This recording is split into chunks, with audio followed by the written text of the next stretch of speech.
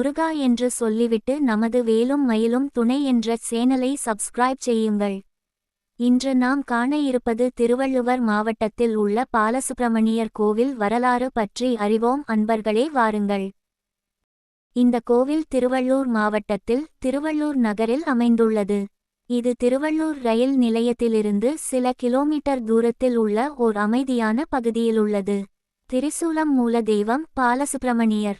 இந்த கோயிலில் வணங்கப்படும் இறைவன் பாலசுப்பிரமணியர், அதாவது குழந்தை பருவத்தில் உள்ள முருக பெருமான்.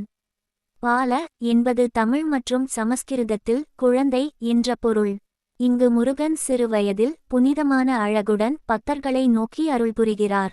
இது ஒரு மிக அபூர்வமான தரிசனம், ஏனெனில் பொதுவாக முருகனை வேல் ஏந்திய வடிவத்தில் தான் பார்த்திருப்போம். ஆனால் இங்கு அவரை குழந்தையாக காணலாம்.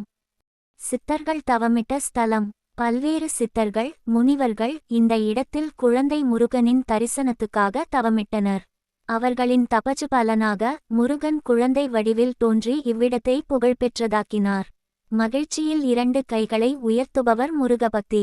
இது முருக பக்தர்களுக்கு ஒரு முக்கிய புண்ணிய ஸ்தலமாக வணங்கப்படுகிறது. இதன் சிறப்புத்தன்மை பாலமுருகனை நேரில் காணும் பாக்கியம். ஒளிரும் நட்சத்திரம். கோவில் கட்டட அமைப்பு. கோவில் சிறியதாயினும் ஆன்மீக சக்தி மிகுந்தது. கோவிலின் முன்பகுதியில் சிறிய ராஜகோபுரம் காணப்படுகிறது. மூலஸ்தானத்தில் குழந்தை முருகன் அரண்மனையின் சிங்காசனத்தில் அமர்ந்திருக்கிறார். அவருக்கு அருகில் உள்ளவர்கள் வள்ளி தேவானை, வேல் முருகனின் ஆயுதம். கோவிலில் விநாயகர், சிவபெருமான், பார்வதி, நவகிரகங்கள், விஷ்ணு, அனுமன் உள்ளிட்ட சில பக்கமூர்த்திகளும் உள்ளனர். மஞ்சள் மலர் வழிபாட்டு சிறப்புகள். அடர்வெள்ளை நிற டிக் சின்னம். பாலமுருகனை வணங்க வேண்டியவர்கள். குழந்தை பாக்கியம் வேண்டுபவர்கள். குழந்தைகள் உடல்நலமில்லாமல் இருக்கும் பெற்றோர். மன அமைதி, நேர்மை, தெளிவு வேண்டுபவர்கள். கல்வியில் சிறந்த முன்னேற்றம் வேண்டுபவர்கள். லோஷன் பாட்டில் அபிஷேகங்கள். பால், தயிர், பஞ்சாமிர்தம், தேன், சந்தனம் போன்றவையால் சிறப்பாக அபிஷேகம் செய்யப்படுகிறது. காலை மற்றும் மாலை நேரங்களில் சந்தியவந்தனம், தீபாராதனை, ஸ்பெஷல் ஆராதனைகள் நடத்தப்படுகின்றன.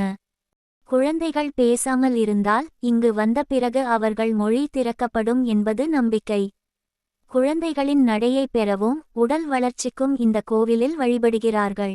பாலமுருகனின் அருள் பெற்றால் மன அமைதி, அறிவு வளர்ச்சி, நேர்மை, சாந்தம், தெளிவு போன்ற பல நன்மைகள் ஏற்படும் என நம்பப்படுகிறது. பின் சிறப்பு தகவல். கோயிலில் வெறும் பார்வைக்கே தனித்த தன்மைதான் உள்ளது. சிறிய குழந்தைகளுக்கேற்ற விழாவுகள் நடத்தப்படுவது கோயிலின் விசேஷ அடையாளம். வாரந்தோறும் மாதந்தோறும் சந்திர ஹோரையில் சிறப்பு பூஜைகள் நடைபெறுகின்றன. திருவள்ளூர் பாலசுப்பிரமணியர் கோவில் என்பது குழந்தை முருகனை தரிசிக்க விரும்பும் பக்தர்களுக்கு ஒரு புண்ணிய ஸ்தலம். குழந்தைகள் பேசாமல் இருந்தால் இங்கு வந்த பிறகு அவர்கள் மொழி பேசுவார்கள் என்பது நம்பிக்கை. குழந்தைகளின் நடையை பெறவும் உடல் வளர்ச்சிக்கும் இந்த கோவிலில் வழிபடுகிறார்கள்.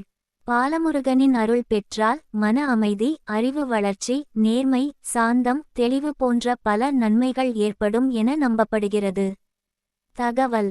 கோயிலில் வெறும் பார்வைக்கே தனித்த தன்மைதான் உள்ளது. சிறிய குழந்தைகளுக்கேற்ற விழாவுகள் நடத்தப்படுவது கோயிலின் விசேஷ அடையாளம். வாரந்தோறும் மாதந்தோறும் சந்திர ஹோரையில் சிறப்பு பூஜைகள் நடைபெறுகின்றன. திருவள்ளூர் பாலசுப்பிரமணியர் கோவில் என்பது குழந்தை முருகனை தரிசிக்க விரும்பும் பக்தர்களுக்கு ஒரு புண்ணிய ஸ்தலம்.